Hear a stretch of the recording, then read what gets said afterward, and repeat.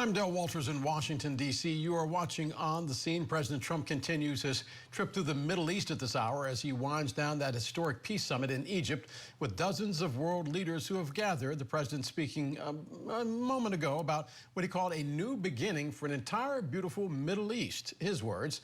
Scripps News White House correspondent Haley Bull live in our D.C. newsroom now with the very latest. And Haley, what has been President Trump's message to the world leaders that did gather?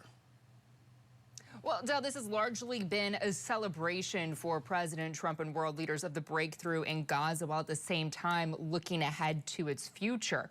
What we heard moments ago in President Trump's speech was him thanking leaders for their role, calling it a monumental moment, as those leaders also returned the praise of President Trump. President Trump declared the war over, told world leaders that they have, quote, achieved the impossible, while proclaiming peace in the Middle East after the U.S., Egypt, Qatar, and Turkey signed that peace agreement. Now, the release of hostages today marks the first phase, though Trump noted that they are continuing the work on returning the bodies of those hostages that have been killed, while the next phase turns towards the governance, security, and reconstruction of Gaza in particular.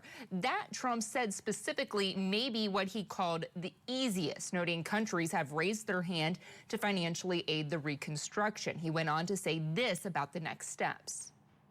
We've all agreed that supporting Gaza must be done to lift up the people themselves, but we don't want to fund anything having to do with bloodshed, hatred, or terror, as has happened in the past. And for the same reason, we're also agreed that Gaza's reconstruction requires that it be demilitarized. Now, Del, Trump, when we pressed him on Friday about whether there is consensus on the next phases of his plan, said that there is consensus, but noted some details will need to be worked out, and indicated that he might seek to hash that out while in Egypt. He did also meet with leaders while they're on the ground. Notably, Egypt also presented to President Trump the Nile of the Collar. This is Egypt's highest state honor, Del. And Haley, what about those next phases? All experts seem to indicate this is where the hard work begins. What do we know about that? Yeah, this is where there are a lot of questions that still remain. The next pieces focus on governance and rebuilding of Gaza. These next steps, so historically, have been issues where there have been points of difference between some nations. Now, the specific next steps officials have indicated includes U.S. Central Command standing up a joint task force with up to 200 U.S. personnel already in the region who are not to go into Gaza, but to oversee the ceasefire and help ensure there are no violations, with forces including potentially from Egypt and Qatar. It also calls for the creation of an international stabilization force to help train police and secure borders, according to the deal that President Trump first publicly presented. It also calls for governance by what it calls a technocratic Palestinian committee with oversight from a board of peace President Trump says he will chair.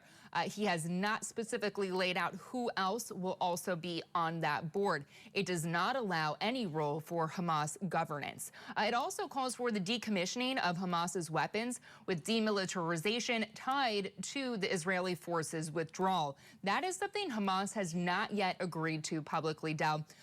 Additionally, a Palestinian state is something Middle Eastern nations, as well as some major U.S. allies, have supported, while Israel has not.